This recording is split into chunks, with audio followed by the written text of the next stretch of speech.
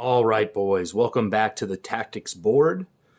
We are back again to give you another tactics lesson. Today, we are going to go over how we want to look shape-wise, the general ideas of what's going on, and the roles of each position when we are attacking with the ball in the other team's half.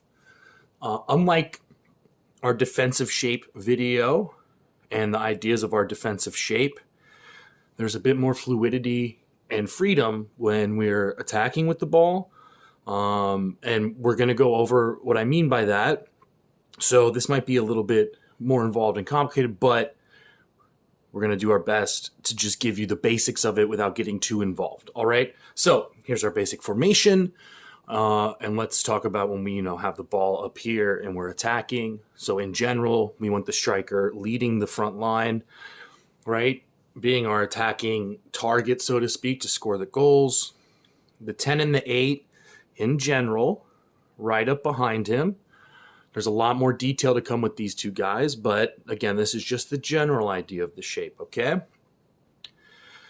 The wingbacks up here, wide options, joining the attack, okay? The 6, we want you sitting deep. You're going to play a very important role if we're able to maintain possession of the ball. We don't want you getting too far up here. We don't want you even going past the outside backs right here, deep in this space. The center backs, you're going to split wide right here. You have this guy to protect you. If we lose the ball, we want you to be passing options to drop back to if we need to. And Mr. Goalkeeper, we don't need you back in the box. About, somewhere here, depending how progressed we are into the other team's half and whether we're very comfortable in possession and holding it a lot, maybe you'll start to sneak up here a little bit more. But you're right here. And kind of like the idea of what this guy represents, where he's going to protect this middle space for our center backs if we lose the ball, that they can get back. If the other team suddenly decides they want to play the long ball, we want our keeper out of the box so that maybe they can clear it and deal with it if the ball gets sent over our center back's heads, right? If he's back here, there's all this space here to play the ball into and then possibly have an opponent run onto. So if we put this guy here and they, try to clear it into that space, we have a guy here that can clear it or maybe take control of it and find an open pass, right? But not back here. This is, in general, what we want to look like when we are attacking, right? Now, it's not going to be very often the ball is located in the central area. So we're not going to be in this symmetrical shape, so to speak, very often. In general, this guy's role is probably not going to change and position is not going to change that much. However, there's a lot of fluidity here. And what I mean by that is, in general, when we win the ball and we get the ball, and we build forward with the attack, we are going to be looking to use these wing backs on what's called the overlap, the outside run, to try to get to the byline and send the cross in, right? Because, again, if we get the ball here, the ball is the offsides line, and now everyone's onside and can score a goal. So we want to work it to the wide spaces, right? So let's talk about if we're coming down this wing with the ball and our wing backs involved. First things first, we need the striker making runs over towards him to be a passing option, right? If the striker's over here to be a passing option, the 10, and again, who's the 8 and who's the 10 can change rapidly in the game, is going to be up here, just in case we get to the byline to be a back post passing option. The 8, we don't need you up here in this area. Maintain your own space. We'll kind of be back here a little bit so that if our crossing option isn't there, maybe we can drop it right here. 6, we don't need you in the similar passing lane, but we still want you a little deeper. And then we don't need this guy, boom, flying up. He's got to stay back a little bit so that if we lose the ball, we have 3 defenders that can easily recover and slide over. But also, if we cross the ball, and it comes all the way through, then at least he's there to arrive upon it and then recycle possession. Also, which we're about to talk about. He's in a good space. So for if we need to switch the play, we can. Okay? This center back doesn't need to be back here, maybe up here a little bit to be a passing option, and the 5 slides over a little, right? This is kind of in general how we want to look when this ball comes out to this left wing, right? 2 kind of forward players, 2 kind of midfield players, the 2 center backs, and then the 2 wide backs. If we kind of use our imaginations here, what it kind of sort of looks like, if we center it, is something like this, right? Which is a back 4 with what is called a box in front of it, okay? Now, we're not going to set up in this position, but again, we come down this wing, the striker comes here, we're looking for the back post run, we're in a little bit of space for a drop back pass, we're still protecting here, but also a deep outlet, right? Shift it over, something like that. And there we are going down the left wing, right? The box is here, our back 4 is there. Again, switch to the other side. Now here we'll talk about this 8 and the 10 a little bit. Let's say we're in this position, right? And we start to switch the play, and we come across here, and we come across here, and we get it here. This guy would drop in here. This 9 would make that run, and now the 8 would be the one that is now essentially the 10. 6 moves over a little bit, right? So these 2 guys, even though we might say you're the 8, you're the 10, in theory, right? You carry the ball and look to, find this guy with forward runs when we're transitioning. Once we get into the having possession in the half of the opposition, this can be very fluid depending on where we end up on which side of the field and what side of the field the ball's on.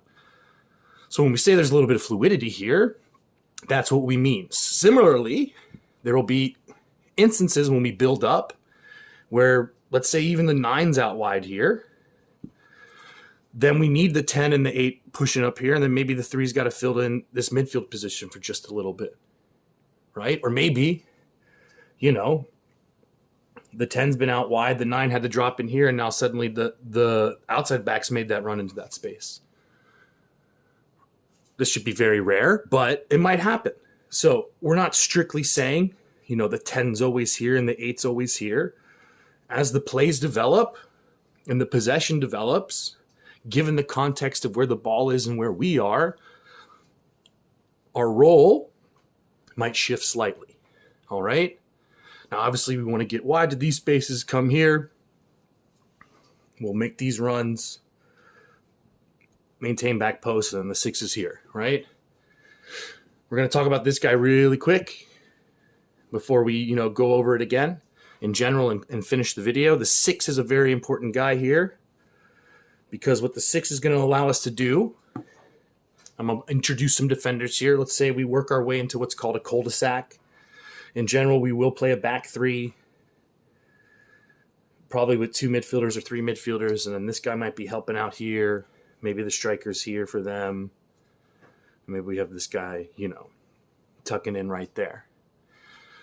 We want this guy to sit in pockets of space so that if we get into a cul-de-sac, we can go here and then quickly pivot, switch the play, and now all these guys have to shift over. We can get into that space while they're shifting over, and now we're looking to make crosses, right? So we don't want the 6 to start getting up into these positions because then they're very close to pressure and might lose the ball.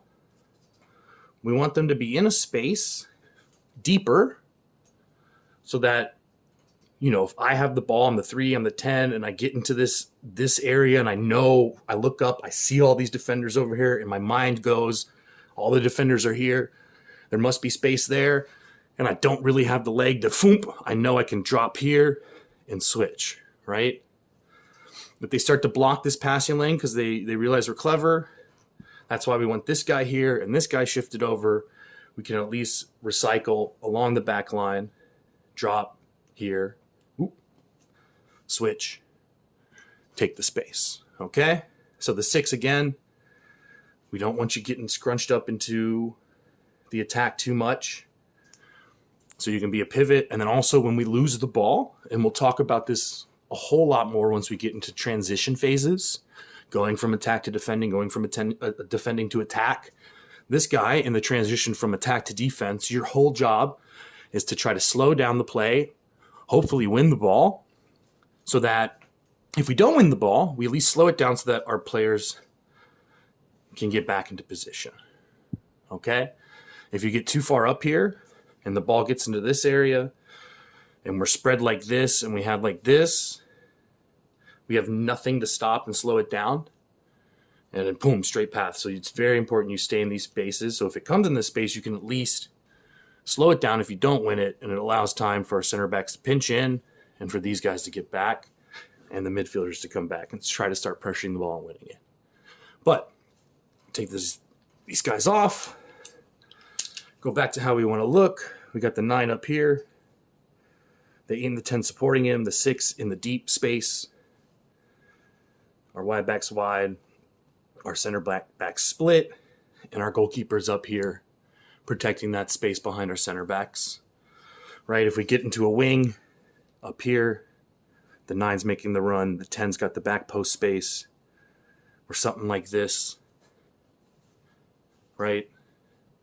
Similarly, we get over down the other wing. Suddenly this 10 has to fill this space. This 9's made this movement over here, and this 8's filled in. And we've shifted over. And so without making it too much more complicated, again, just like defending, there's a lot more tactically that goes on. And we will cover that as the year goes on. But we'll leave it at that. Until next time, up the Raiders.